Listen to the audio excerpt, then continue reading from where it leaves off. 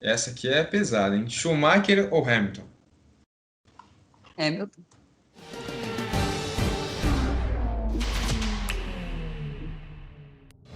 Fala galera, ligada no canal Exclamação, aqui para mais um vídeo, mais uma entrevista. E vocês viram que depois que a gente chegou aos 1.400 inscritos, estamos bem, né? Bruno Vicari, agora nada mais nada menos que Juliane Serrazoli. Isso mesmo, repórter da Band, colunista na UOL, aqui para falar com a gente sobre Fórmula 1. Isso mesmo, Fórmula 1, nosso primeiro vídeo aqui no canal. Você que acompanhou bastante entrevistas sobre futebol, conteúdo. Aqui nessa nova etapa, semana que vem, muita gente que acompanha a gente aí também gosta da Fórmula 1, começa a temporada e diretamente lá do Bahrein, TH Lopes. Ela tá aí para trocar uma ideia com a gente. Pois é, né? Antes de mais nada, agradecer por aceitar o convite da gente. É um prazer falar com você. Como o Daniel destacou, nosso primeiro vídeo sobre Fórmula 1, a tão esperada. A Fórmula 1 vai iniciar nessa semana, né? Muito obrigado, Ju.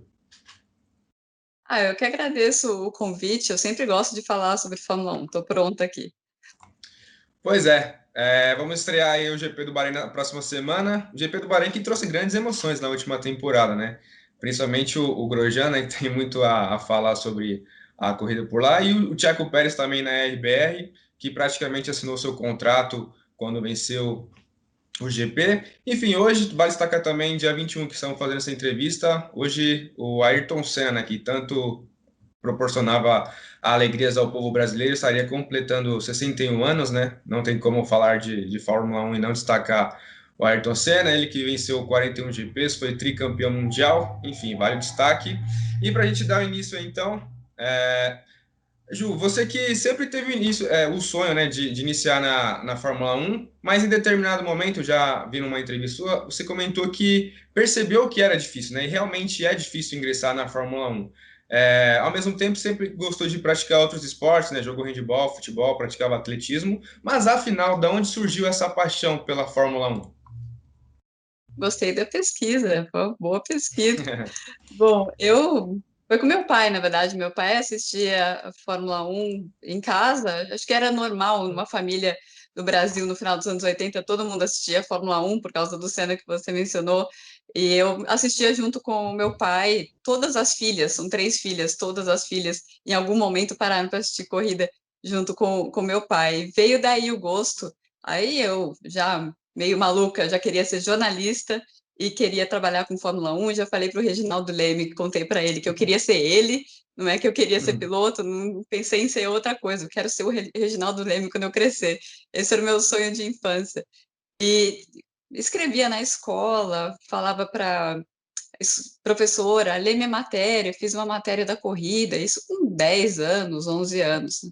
Depois, como você falou, eu fui fazer jornalismo, para fazer jornalismo esportivo, era isso que eu tinha como ideia fixa, mas eu também gostava de outros esportes, eu não precisava fazer só Fórmula 1, eu ficaria feliz cobrindo uma Olimpíada, né? Só sonho pequeno, né, gente? Cobrindo uma Olimpíada, coisas do tipo. Sempre gostei de futebol também, mas acho que não o suficiente para ir lá e fazer jornalismo de futebol, que eu acho que acaba lidando com tanta paixão das pessoas que é um pouco complicado, às vezes, esse ramo aí do futebol. Mas eu comecei a trabalhar na área e eu vi que as oportunidades na área eram poucas. Na área do jornalismo esportivo, eu tive sorte de começar trabalhando na faculdade, no segundo ano de faculdade, com jornalismo esportivo. Já trabalhava com atletismo, com fitness, com outras coisas que não tinham nada a ver. E esse mercado da Fórmula 1 era completamente, estava a 1.000 quilômetros de distância de mim, né? Eu, em Campinas, trabalhando em jornal lá, não imaginava que eu pudesse chegar na Fórmula 1 e meio que deixei o sonho de lado. Até que um dia eu estava meio entediada, resolvi criar um blog e em 6 meses eu estava trabalhando num site especializado e em menos de um ano eu estava cobrindo a minha primeira corrida de Fórmula 1 em loco. Sensacional. E justamente sobre o seu site, né, que você deu início ali em 2010, queria que você falasse como está o andamento dele hoje. Você que também tem a sua coluna no UOL, né? E quanto ao seu projeto, né, o Paddock com a Ju. Conte um pouco para a gente aí como que funciona, que de repente desperta o interesse de quem está nos acompanhando aí, de fazer parte também desse projeto. Com certeza. O blog, para mim, hoje você percebe como eu trabalho muito, né? Então, eu tenho a minha E coluna muita no UOL. qualidade no site, né? Uhum. Obrigada. Tenho minha coluna no UOL, eu tenho o meu próprio blog, que eu mantenho o meu próprio blog mais para escrever as coisas que eu quero e que às vezes é muito nerd para ir para o UOL. Que o UOL vai falar, não, isso aqui é muito, muito nicho. E aí eu coloco isso mais no meu blog, eu conto algumas histórias de viagem, eu faço coisas que eu quero no blog. E eu faço também agora, eu comecei agora nos testes de pré-temporada, o trabalho de produtora na Band, então produtora de TV, que é uma coisa que nos dias de corrida vai tirar muito, muito meu tempo. Então eu saí da rádio e fui para a TV, e eu tenho também esse projeto do Catarse, hoje mesmo, domingão, eu estava terminando a edição de um podcast, daí eu faço um podcast que é para o pessoal do Catarse. Ontem, sábado à noite aqui, eu fiquei 1h30 fazendo uma live só com o pessoal do Catarse.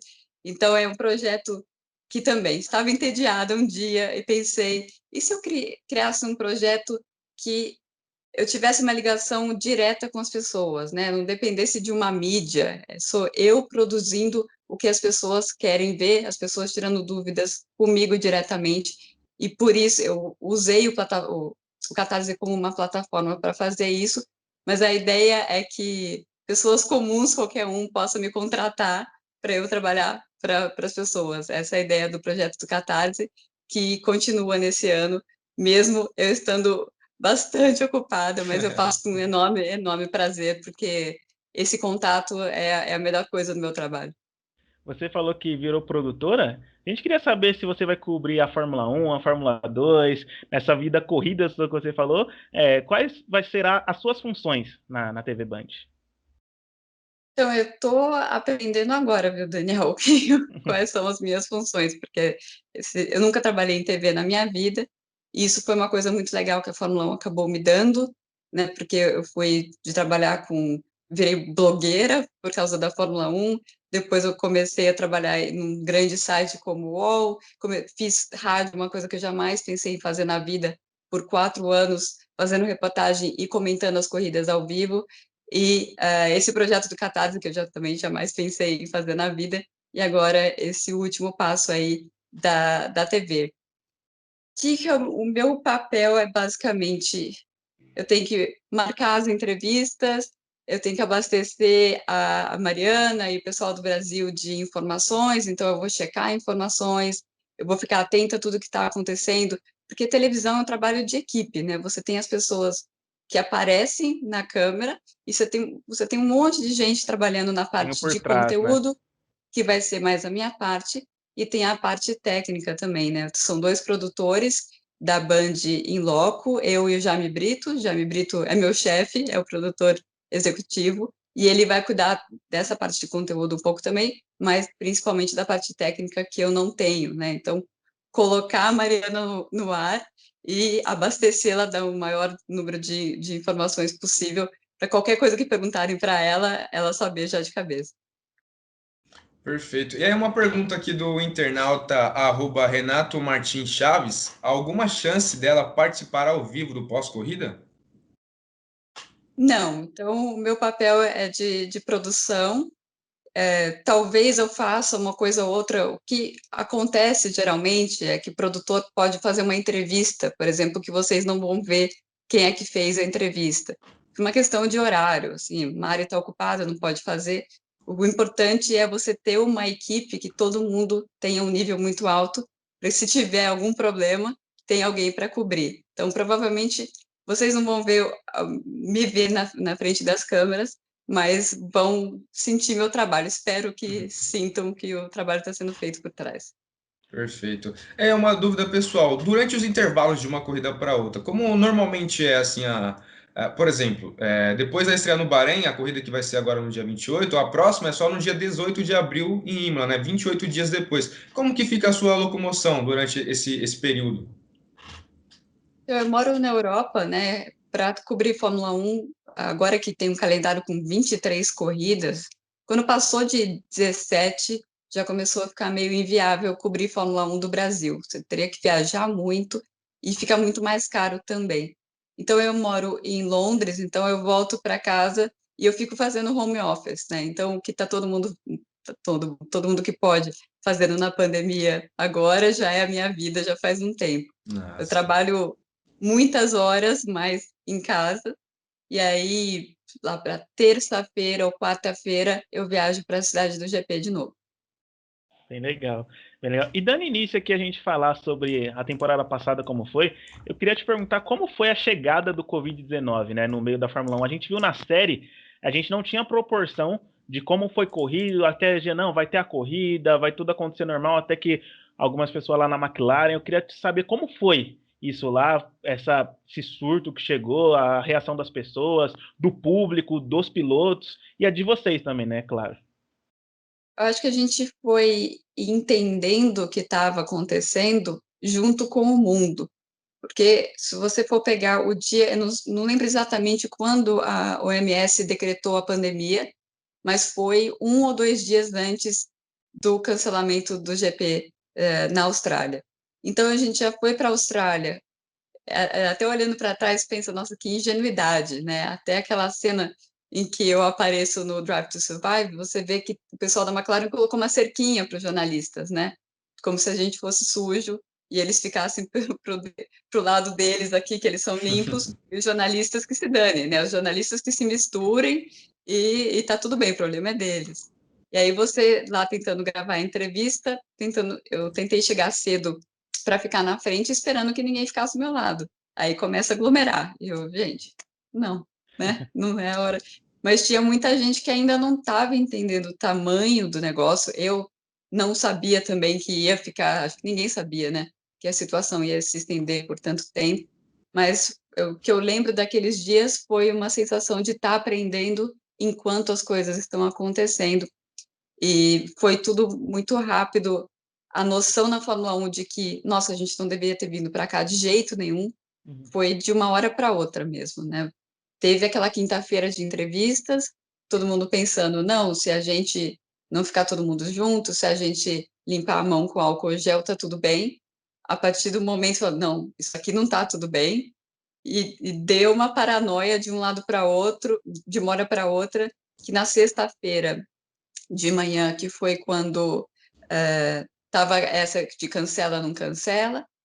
O meu computador, por exemplo, meu notebook estava na pista, que eu deixei, tem um armário lá que a gente coloca para não ficar levando e trazendo, e as pessoas falavam para mim, não vai para lá, lá é um território que teve Covid, não vai para lá de jeito nenhum. Eu falei, gente, não, eu vou pegar o meu notebook e eu vou trabalhar. Então, foi isso, de um dia para o outro, parece que todo mundo entendeu o que estava acontecendo. É igual você falou, ninguém esperava, a gente não esperava, o público não esperava a proporção disso. E em cima disso, eu queria te perguntar como está sendo, né, essa Fórmula 1 com a ausência da torcida, do público. E eu queria também perguntar se faz mais falta para os pilotos ou para o espetáculo da corrida em si. Olha, depois daquela corrida na Austrália, aí os jornalistas de imprensa escrita não podiam entrar no paddock. E eu, como fazia rádio, mas a minha credencial é do UOL, é de imprensa escrita, eu não poderia também fazer o grid pela rádio, entrevistar os pilotos pela rádio, não teria acesso. Então a gente decidiu que eu não iria para as corridas. Mas eu decidi, eu falei, eu vou pagar do bolso e eu vou para 2 corridas só para ver como é que estava. Eu vi como é que estava o nosso acesso, percebi que eu teria o mesmo acesso em casa e não fui para mais nenhuma. Mas eu peguei uma corrida com público em Portugal e uma corrida sem público em Imola. E foi muito estranho. Na verdade, por saber já como a temporada estava acontecendo, se desenrolando, eu senti que foi muito especial Portugal, né? Portugal, o Hamilton batendo recorde e tendo o público lá. E até os fotógrafos falam que aquela corrida foram as melhores fotos da temporada, porque você vê o público atrás, muda completamente o clima. E eu imagino, eu não sei, porque eu não estive no grid sem torcida, mas eu imagino que o grid, sim, seja o momento mais diferente, né? Porque o grid hoje da Fórmula 1 tem muito menos gente do que tinha antes, e as pessoas não podem ficar circulando, e não tem celebridade, e não tem aquele barulho do público. o grid, sim, que eu acho que deve ser o momento mais... E o pódio, obviamente, mas o momento que eu imagino que eu sentiria a diferença seria realmente no grid. Você falou das celebridades, a gente vê no seu Instagram uma foto do Tom Brady na corrida, legal demais, né? Uma coisa que atrai o mundo. Aí eu não reconheço muito, né? Às vezes a gente recebe uma lista com quais são as celebridades e daí vai tentando caçar. O que foi? Eu perguntei no ar, vocês são novinhos, vocês vão dar risada na minha cara. Eu perguntei, eu vi na lista Dua Lipa, mas eu não sei se é uma dupla ou se é uma pessoa. Nossa, o pessoal da rádio entendeu? Quem é que você não sabe? Então eu não sabia quem é que eu estava procurando. E eu queria saber de você como que você vê o trabalho da assessoria de imprensa ali dos pilotos. Vimos na série que praticamente eles lidam com isso a todo momento, né? Quando os pilotos saem do cockpit ali, acontece algum acidente, enfim, alguma coisa assim do tipo. E no seu texto de ontem sobre o Tsunoda, você chegou a comentar, no texto, né, claro, não é fácil encontrar sinceridade nas declarações dos pilotos. Como que você lida com isso? Que de repente, por exemplo, de um Verstappen, você tiraria algo que o Verstappen poderia falar, porque ele fala o que pensa mesmo, né? Dirigir Mas igual sua vovó. então, por conta da assessoria, você percebe que pô, já tá ali muito bem informado o que ele tem que falar e tal. Como que você lida com isso? Até mesmo o Max Verstappen é um personagem.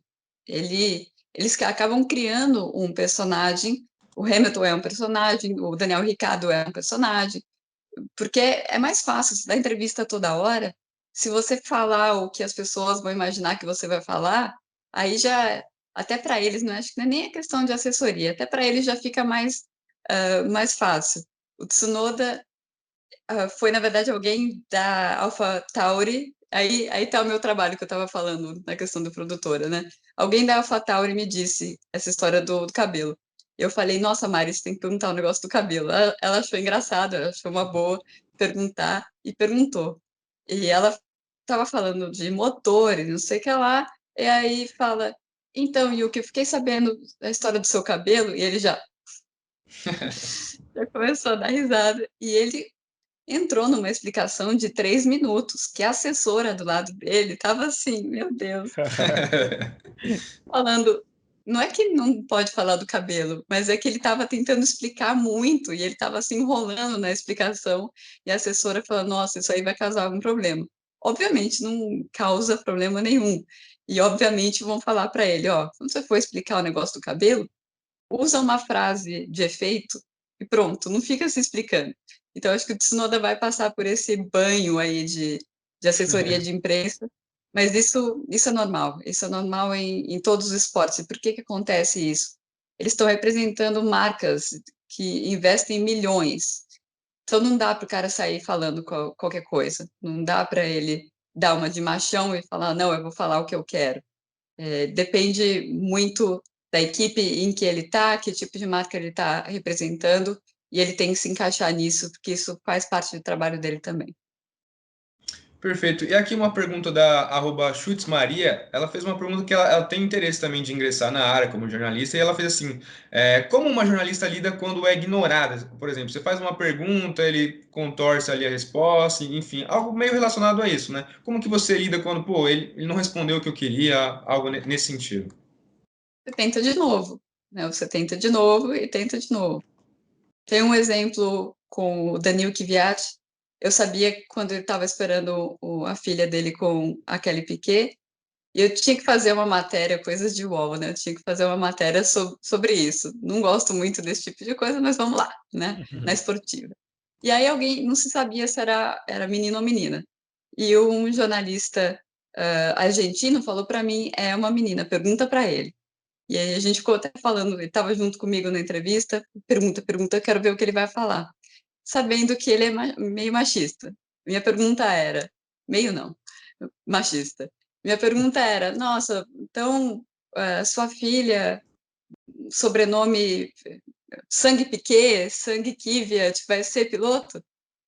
Não, eu não, porque é errado. Porque é errado por quê? Não, você sabe que é errado.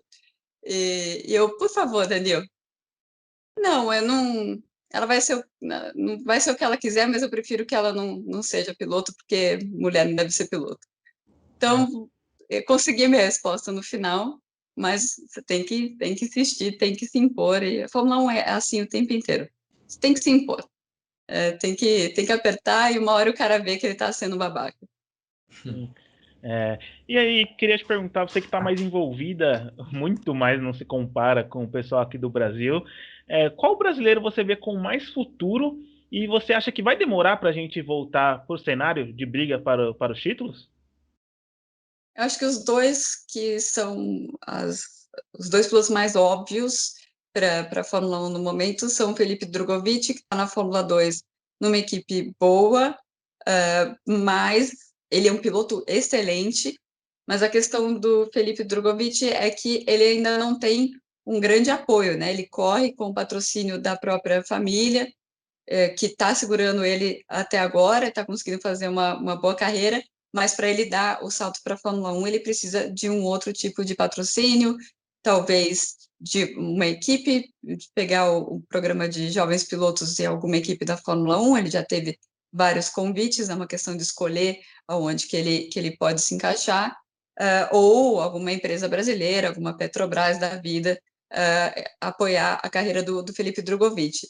Com o que ele tem hoje, em termos de apoio financeiro, mesmo ele sendo muito bom, ele não conseguiria chegar, precisaria alguma coisa mudar, e é claro, ele conseguiu os pontos da superlicença, o que eu acredito que ele vai conseguir esse ano na Fórmula 2. E a outra aposta, que aí ele está um pouco mais longe, mas ele tem todo esse apoio e tem qualidade, é o Caio Collet. Caio Collet que vai fazer a Fórmula 3 esse ano, ele que é piloto da Alpine, né, ex-Renault, ele que é empresariado pelo filho do Jean Todt, que também é empresário do Charles Leclerc, por exemplo. Então, ele é um cara que tem tudo certinho para chegar na Fórmula 1, mas ele está mais para trás, né? Está na Fórmula 3, então demoraria mais tempo. Perfeito. Aí já a gente tratando o assunto Fórmula 1, queria saber uma opinião sua pessoal nessa questão da Fórmula 1 inovar, né, nos finais de semana com as novas corridas curtas. Por exemplo, um dos testes seriam aqui no Brasil, né? A gente espera que tenha, inclusive eu e o Daniel gostaria de comparecer lá, né? Esperamos que, mesmo que já tenha no Brasil, já está ótimo, né? Com o público ou não. E, por exemplo, na Fórmula 2 tem esse formato, né? E ano passado, na última temporada, teve 3 líderes diferentes durante o campeonato, 12 vencedores, 16 pilotos diferentes subindo ao pódio. Isso na Fórmula 1 seria algo assim, muito inédito, né? Tantos pilotos como teve na última temporada o Gasly vencendo um GP, o próprio Checo Pérez. Como que você vê essa inovação? Embora a gente vê que alguns pilotos até gostam da ideia, né? Fica meio a meio até, que nem o Daniel Ricciardo, eu não quero que vencer um GP não perca essa valorização, né? Eu venci, porque senão todo final de semana ali dois pilotos vencedores, enfim. Qual que é a sua opinião sobre isso? Acho que não dá para a gente comparar com a Fórmula 2, que a Fórmula 2 tem duas diferenças muito importantes. Uma é que todos os carros são iguais, que a Fórmula 1 é um campeonato de construtores, não é um campeonato só de pilotos, então os carros são diferentes, então nunca vai ser tão competitivo como uma Fórmula 2, esse é o primeiro ponto. O segundo ponto é que essa corrida sprint da Fórmula 2 é com grid invertido nas 8 primeiras colocações. E isso já mistura tudo de novo, né? Você junta essas duas coisas, mesmo carro, grid invertido, e aí você tem realmente corridas muito mais movimentadas. No caso da Fórmula 1, eles tentaram fazer um grid invertido, mas acabou não dando certo. Eu acho que para tudo vale a pena testar. Eles vão testar em 3 corridas, vão ver se funciona. Se não funciona, tem uma coisa que o Gunther Steiner falou que eu concordo muito. A gente está sendo corajoso para fazer, tem que ser corajoso para falar: olha, isso aqui não deu certo, a gente não vai fazer mais. Acho que se não tentar, não dá para saber. A Fórmula 1 tem tanto detalhe, eu gosto de fazer Fórmula 1 porque eu aprendo depois de todas as corridas. Eu já fiz mais de 100 GPs em loco e muito mais GP cobrindo de casa, que foi como eu comecei. Eu sempre aprendi alguma coisa com a Fórmula 1 e mesmo os engenheiros acabam aprendendo coisas ao longo das corridas. Então, precisa fazer para ver o que vai dar errado, o que a gente não tinha pensado, porque a Fórmula 1 sempre tem alguma coisa que, nossa, não pensei que poderia acontecer dessa maneira. Então, por isso eu acho importante testar. Legal. E agora vindo para a temporada 2021, né? Que vai começar na próxima semana, eu queria perguntar para você, essa pré-temporada mais curta, com apenas 3 dias, você que está aí, você acha que prejudicou alguma equipe? E se prejudicou, qual? Bom, é como se fala na Fórmula 1, é igual para todo mundo, né? Então, eles planejaram tudo sabendo que ia ser 3 dias. Então, tem algumas equipes que correram mais risco, como a Aston Martin, por exemplo, correu mais risco mudando mais o carro, sabendo que era um risco, mas eles estão pensando que isso vai valer a pena ao longo da temporada. Então, no final das contas, a equipe que desponta como a que mais teve problemas foi a Aston Martin mesmo, e a Mercedes acabou tendo mais problemas do que eles imaginavam, né? A Mercedes parou de desenvolver o carro do ano passado e no meio da temporada, antes do meio da temporada, já focando nas mudanças que eles tinham que fazer só por questão de regra nova para esse ano, pensando, o ano passado eles não tinham nenhuma restrição de teto orçamentário, então tudo que a gente fizer de evolução para o carro de 2021, a gente vai fazer em 2020 sem teto orçamentário. Chega com um carro super bom, como a gente tinha no ano passado, e a gente vai focar em 2022 ter um carro novo já de cara.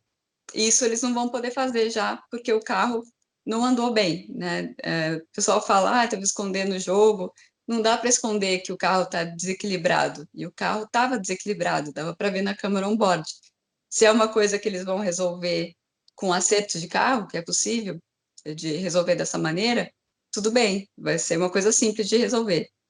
Agora, se eles tiverem que desenvolver esse carro, aí já é uma coisa que já começa a complicar 2022, porque esse ano eles têm restrição de desenvolvimento aerodinâmico, eles têm restrição com o teto orçamentário e um carro completamente novo para fazer, que todas as equipes começaram a fazer em janeiro, essa era uma das regras. Então é uma coisa que não só da pré-temporada, mas é algo que vai cada vez mais, é uma bola de neve que vai piorando a situação das equipes mais para frente. Então, foi curioso ver que esses 3 dias, uma equipe que não inovou muito no carro, como a Mercedes, sofreu, e uma equipe que mudou bastante o carro, a Aston Martin também sofreu, né? Então, não tem regra. Daria para cravar algo que será diferente em 2021 do que aconteceu em 2020? Eu acho que a gente vai ter mais corridas que estavam programadas, né? A gente só teve uma mudança aí que foi a entrada de Portugal, Imola e Portugal, mas esse começo do campeonato vai ser o começo mais difícil, né, em termos de pandemia, e depois com vacinação, a tendência é que não seja tão difícil. Então, eu imagino que não vai precisar mudar tanto o calendário e que não vai ter tanto erro quanto teve em 2020, porque os erros decorreram muito do fato de que as corridas estavam todas muito juntas e um monte de protocolo de Covid estava difícil para as equipes estavam se acostumando ainda a trabalhar nas mini bolhas que a gente tem que ficar aqui. As mini bolhas, elas continuam valendo, mas agora as equipes sabem trabalhar com isso. Uma outra coisa que pode ser diferente é a questão de desenvolvimento do carro, né? Esse equilíbrio entre vou pensar em 2022, que é completamente diferente, ou vou evoluir a aerodinâmica do meu carro desse ano aqui. Então, é uma temporada que vai ser diferente nesse sentido, com muitas equipes tendo que se adaptar ao teto orçamentário. Então, muita coisa que talvez a gente veja o resultado na corrida, mas que a gente não consegue entender muito bem de onde vem, né? Se é do teto, se é porque eles não querem desenvolver o carro. Então, muita coisa acontecendo nos bastidores. Eu ia perguntar se alguma equipe é capaz de parar essa Mercedes aí. Seria a Red Bull agora com o Checo Pérez e o Verstappen que poderia desbancar a Mercedes, porque para o Christian todo ano é possível, né? Só falta conseguir. A única equipe seria a Red Bull mesmo, mas eu acho que é mais para frente, não esse ano. Eu acredito que a Mercedes, por mais que tenha começado com problemas, eles conseguem. Eles são a Mercedes porque eles se viraram todas as vezes que eles tiveram algum problema, algum desafio. Foi assim sempre, e tem a ver com o tipo de organização que eles têm. A Red Bull vem bem, sim. Ao contrário da Mercedes, eles, ao invés de parar de desenvolver o carro, eles continuaram justamente para entender coisas para essa temporada. Parece que valeu a pena. O Helmut Marko estava Veio falando que foi voando. a melhor pré-temporada que a Red Bull já fez. E eles têm 2 pilotos agora, né? A simulação de corrida do Pérez foi muito boa. O Pérez é um piloto muito bom de corrida. O Max provavelmente vai detonar ele em classificação, mas ele não vai se importar. Um pouco meio Prost e Senna, mal comparando, assim, que o Senna arrasava o Prost na classificação, e ele falava, ah, deixa ele que na corrida eu pego ele. Às vezes pegava, às vezes não, mas o Pérez também, um cara que é muito bom de corrida, e a Red Bull tendo 2 carros para atacar a Mercedes, até no ponto de vista de estratégia, deixa eles numa posição um pouco melhor. Mas isso se o carro da Red Bull melhorou, né? Porque o carro da Red Bull do ano passado, com 2 pilotos, com especialista em corrida, não conseguiria parar a Mercedes, só ocasionalmente. Então, tem 2 coisas que precisam acontecer, né? A Mercedes sofrer um pouquinho e a Red Bull comprovar que realmente subiu de produção. Eu queria só perguntar aqui para você. É uma temporada que tem tudo para ser a temporada ainda mais da Mercedes, né? O Hamilton alcançar mais um título que se espera, mas também tem o Bottas. Do outro lado, que a gente sabe que ele quer vencer, que ele quer o primeiro título. Como você vê esse relacionamento assim entre ele, o Hamilton, o Toto? Porque a gente viu na série, por exemplo, o Bottas, ele fica indignado e ele falou que se fosse outro piloto, talvez não aguentaria tudo que ele passa ali, né? Bom, ele falou que ele vai ser, qual foi a palavra que ele usou? Que ele vai pensar mais nele nessa Sim, temporada, né? Que ele vai falar mais com os engenheiros dele para buscar o melhor acerto, para fazer com que a equipe gire mais ao redor dele, ao invés de aceitar o que eles dizem. É isso que o Hamilton faz, né? O Hamilton Sim. fala para todo mundo é assim que o carro tem que ser, porque é assim que eu vou pilotar bem. Mas acontece que o Hamilton vai lá, domingo sim, domingo também, e entrega, né? Tem que Sim. ser do meu jeito e eu vou ganhar para vocês e vai lá e ganha. É isso que o Bottas precisa fazer. Todo piloto muito bom, ele faz isso, ele ganha a equipe por causa disso, porque chega na hora e ele entrega. Então, o Bottas, a ideia dele é muito boa, né, de trazer mais a equipe para ele, mas vamos ver se ele consegue colocar isso em prática. Ele é um piloto rápido, não é um piloto ruim, mas ele não tem a consistência do Hamilton. Mas eu também não sei quem tem a consistência do Hamilton no momento. perfeito. Agora falando da Ferrari, com a dupla Sainz e Leclerc, depois de a pior temporada, né, dentro dos últimos 40 anos, Triste. certamente a equipe italiana tem uma projeção assim, de médio a longo prazo, né, para melhorar, evoluir e tudo mais. E aí, pegando um gancho também da pergunta do @fabiano.rosa.jr, sou ferrarista, será que esse ano com Leclerc e Sainz vão me fazer sorrir? Porque ano passado foi difícil. Eles estão bastante cuidadosos, né? No teste, não queriam falar nada, só falaram que a questão da velocidade de reta já não é um problema tão grande, mas a Ferrari tem como meta, não dá para falar em vitória, não dá para falar num pódio aqui ou ali, como foi o ano passado, que a meta deles é chegar em terceiro. Mas essa disputa do terceiro lugar tá uma loucura, né? Porque você Sim. tem a McLaren, que agora tem o motor Mercedes, você tem a Aston Martin, que começou meio mal, mas eles têm tudo para ter um ano muito bom. Eles vão ter a traseira da Mercedes do ano passado no carro, mais o motor Mercedes E o e Vettel, né? mais o Sebastian Vettel. E a Ferrari também tem o Carlos Sainz, eu acho que foi uma ótima contratação. Eu até escrevi que foi a melhor coisa que a Ferrari fez em 2020 foi contratar o Carlos Sainz. E será a dupla O mais Charles nova, né, da história da Ferrari, de Acho que a idade. dupla mais nova desde 67, porque eles tiveram o Pedro Rodrigues em 67, um mexicano, que eu acho que ele tinha uns 22 anos, e ele abaixou a média daquela temporada. Porque o Carlos Sainz, ele é novo, mas acho que ele tem 26 já, né? Já é um Isso. novo Sim. experiente, com 5 É, anos de Fórmula 1. Um cara que correu em várias equipes, um cara que sabe como se portar dentro de uma equipe, como fazer isso que eu falei do Bottas, de chamar a equipe para ele. Vai ser uma dinâmica interessante, porque o Leclerc, ele é igual também, tem até o mesmo nome, o pessoal da Itália está brincando com isso, os dois Carlo, eles falam, né, que é Charles e Carlos, é o mesmo nome, mas a Ferrari está um pouco difícil de ler o que eles podem fazer nesse ano. Mudaram totalmente a traseira do carro, foi uma equipe que também arriscou, teve que mudar o motor, mas pelos testes, todo mundo coloca a Ferrari ainda um pouco atrás da McLaren e talvez da Aston Martin, que a gente não viu ainda o que pode fazer.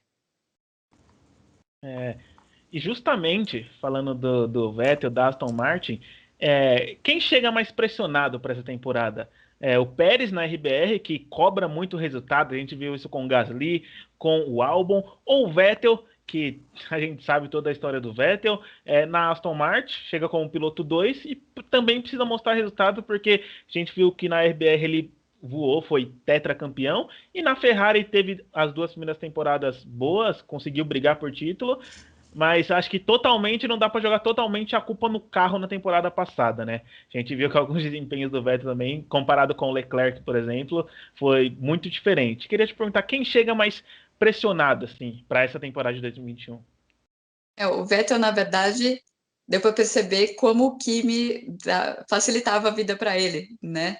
Talvez o Leclerc, não no primeiro ano, mas o Leclerc de hoje tivesse brigado mais com o Hamilton do que o Vettel conseguiu essas temporadas iniciais, principalmente 2017, né? Eu acho que o Vettel chega assim pressionado, mas eu não acho que ele vai demonstrar que ele está pressionado ou que ele vai deixar transparecer que ele está pressionado, ao passo que o Sérgio Pérez, pela personalidade dele, ele vai colocar uma pressão enorme para cima dele, quando, na verdade, do ponto de vista exterior, está todo mundo pensando, esse cara estava sem vaga, conseguiu uma vaga na Red Bull, nossa, devia estar agradecendo, mas ele, como o jeitão do Sérgio Pérez, ele vai colocar muita pressão em cima dele. E até estava falando com um jornalista colombiano que conhece muito a carreira do Pérez e tal, e ele já estava falando que existe um certo temor do lado do Pérez ali em relação ao Tsunoda, né? Porque o pessoal da Red Bull ama o Tsunoda, está apaixonado pelo Tsunoda, e se ele for tão bom mesmo quanto a Red Bull espera, a gente sabe que a Red Bull não pensa 2 vezes antes de colocar um novato lá no time de cima, né? E quanto ao retorno do Fernando Alonso à Fórmula 1 depois de 2 anos aí fora do grid, eu queria fazer uma pergunta assim em relação a se tem uma disputa assim por ego, digamos, entre o Alonso e o Kimi, assim, 2 caras de personalidade forte, né? E como que o Kimi veria, por exemplo, o cara retornou agora, já está numa equipe acima de mim, claro, a Renault Alpine, que era onde o Fernando fez sucesso e tudo mais, tem essa briga de ego assim, pô, os dois são campeões, já tem muita experiência na Fórmula 1. Como que é o relacionamento dos dois? Um relacionamento meio que não existe. Quando se pergunta por Kimi sobre companheiros de equipe, ele sempre fala o Vettel. O Seb era meu vizinho, o Seb, a gente saía junto para depois das corridas e quando estava em casa também, e mais nada. Então, acho que às vezes o silêncio fala muito, né? Mas eu acho que o Kimi, pelo jeitão dele, ele tá pensando, eu não vou ganhar a corrida, ele também não. Então, se dane. Eu acho que o Kimi é mais nessa linha. E aí uma dúvida pessoal quanto aos pilotos Giovinazzi e Latifi, né? Que eles são bem abaixo dos holofotes. Aqui nas transmissões aqui, pouco se falam deles também. Eu queria saber como que a mídia na Europa fala sobre esses dois pilotos.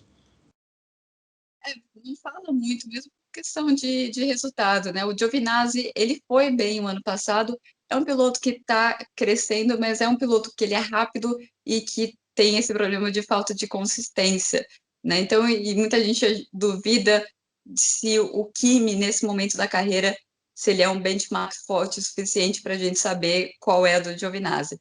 Em relação ao Latifi, eu até fiquei surpresa outro dia que eu falei sobre o pai dele. O pai dele é um bilionário. Na escala dos bilionários da Fórmula 1, você tem o Lawrence Stroll, que é o menos rico.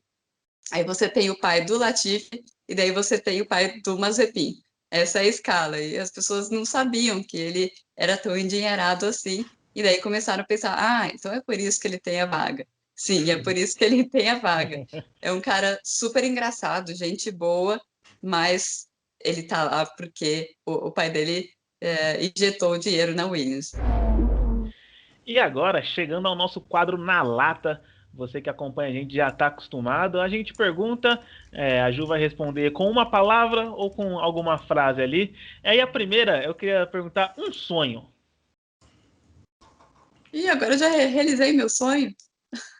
Então conte qual Só, foi ele. só viajar. Um ano só viajando. E aqui uma pergunta da @Gabi_Cerqueira. Qual foi a temporada mais especial que você já presenciou? Assim, que teve um encaixe de melhores entrevistas, de viagens, que foi uma experiência inédita assim, para você. Uma temporada. Acho que 2016 não foi uma temporada especial para a Fórmula 1, mas foi a primeira temporada que eu fiz praticamente inteira pelo UOL e no final que eu fiz pela Band também. Um ídolo na Fórmula 1 sem ser o Ayrton Senna. Ídolo na Fórmula 1.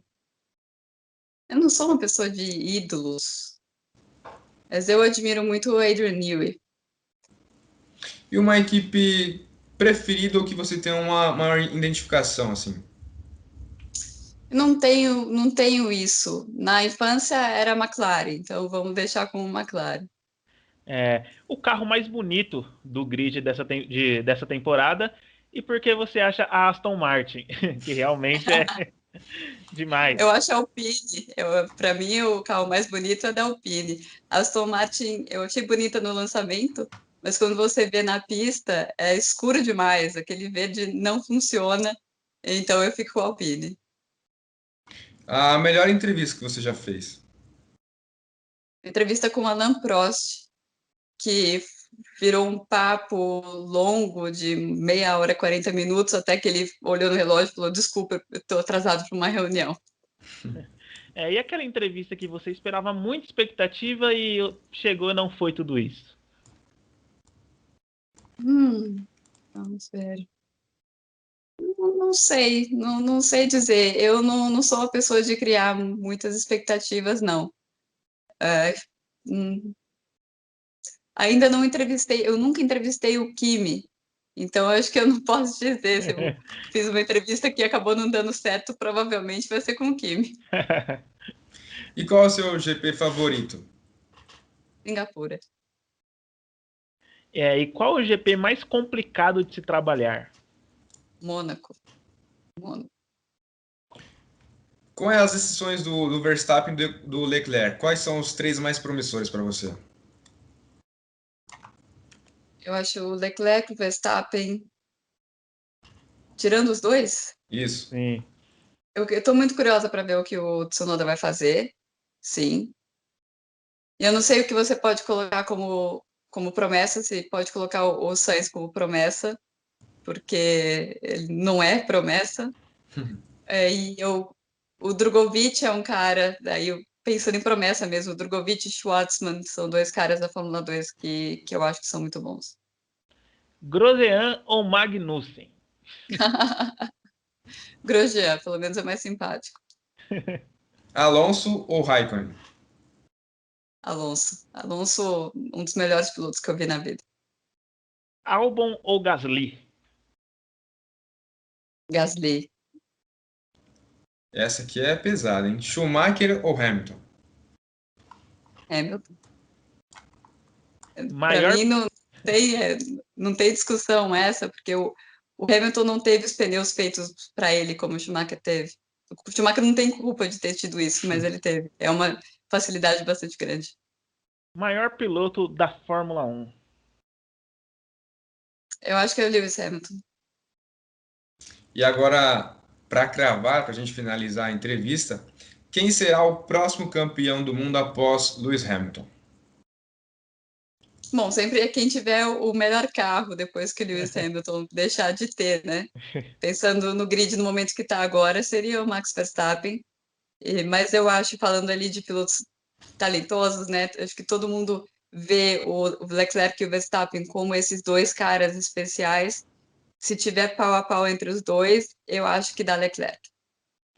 Vocês viram, A Juliane não ficou em cima do muro, respondeu tudo. Chegamos ao fim aqui de mais uma entrevista. Muito obrigado por você que ficou acompanhando a gente. Dá uma moral, divulgue suas redes sociais pro pessoal aí, Juliane. Nossa, minhas redes sociais, vamos lá. No Twitter, Ju Serrazoli. No Instagram, MyF1Life. Não peçam para seguir no Ju Serrazoli no Instagram, porque é minha conta pessoal. Então, é MyF1Life no Instagram, Ju Serrazoli no Twitter. E eu tenho o projeto no Catarse, já falei sobre isso, mas acho que vale muito a pena conferir. É o No Paddock da Fórmula 1 com a Ju. Então, você vai lá no Catarse, catarse.me, e coloca No Paddock e você chega até lá. Vai estar aqui na descrição. Vocês ouviram aí, vai lá, dá aquela moral, conteúdo de qualidade aqui que ela fez com a gente. Semana que vem começa a Fórmula 1 e olha aí, entrevista direto do Bahrein, rapaziada. Você que tá vendo aí, muito obrigado, Ju. Você que tá aqui pelo YouTube, você que tá também no formato de podcast, seja ele Spotify, Deezer, o Apple Podcast, segue a gente. Dá uma moral pra gente lá, compartilhe nos grupos, compartilhe para aquela pessoa que gosta de Fórmula 1. A gente sabe que não tem idade, não tem restrição. A Fórmula 1 é de todo mundo. Muito obrigado, Ju. Deixe suas considerações finais. Foi um prazer ter você aqui com a gente. Espero que você também tenha gostado. E quem sabe mais pra frente não temos um papo como foi a temporada 2021. Pois é, muito obrigada pelo convite. Perguntas muito boas, vocês dois muito bem preparados. Eu curti muito, muito bom ver uma nova geração aparecendo e gostando de Fórmula 1, assim como eu aprendi a gostar com meu pai lá atrás. Muito legal, muito obrigada. É isso aí, obrigado você acompanhou, deixe seu like, se inscreva no canal, até a próxima. Vocês viram, né? Estamos bem de entrevistados e bora aí que semana que vem tem mais.